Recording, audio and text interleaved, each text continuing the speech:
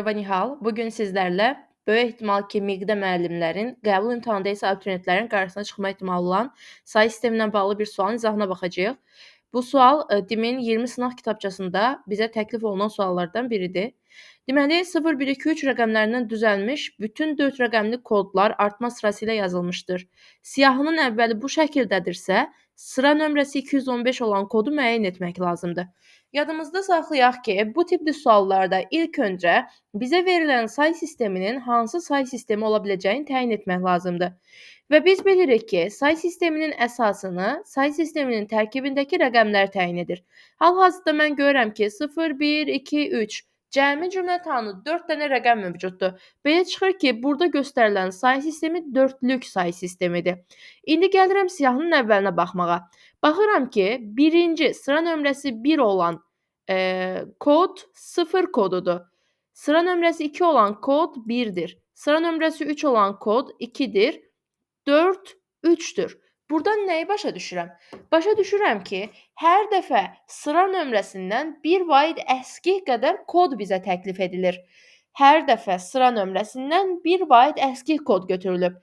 Bunu başa düşən kimi dərhal düşünürəm ki, o zaman əgər bizim sıra nömrəmiz 215-dirsə, belə çıxır ki, kodumuz onluq say sisteminə görə 214 olmalıdır. Yəni 1 vahid əskiyini götürməliyəm. Tamam, bu onluq say sistemindəki 214 kodudur. Amma bizdən onluq say sistemini soruşmur.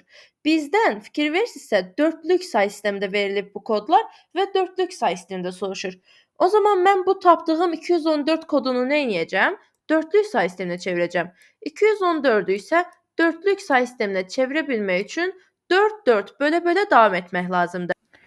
214-ü böldüm 4-ə, düşdü 53 dəfə, qalıqda qaldı 2. Bilirsiniz ki, say sistemlərinə keçən zaman bizə qalıqlar lazımdır. Qismətlər yox. Sadəcə ən axırıncı qismət lazım olacaq bizə. 53 4-dən kiçik olmadığına görə bölmə işləminə davam edirəm. 53-ü 1 də 4-ə bölürəm. Düşür 13 dəfə, qalıqda qalır 1. 13 özü də 4-dən kiçik olmadığı üçün 13-ü bir dəfə də 4-ə bölürəm. 13 bölünsün 4, 3 dəfə düşür. Qalıqda qalır 1.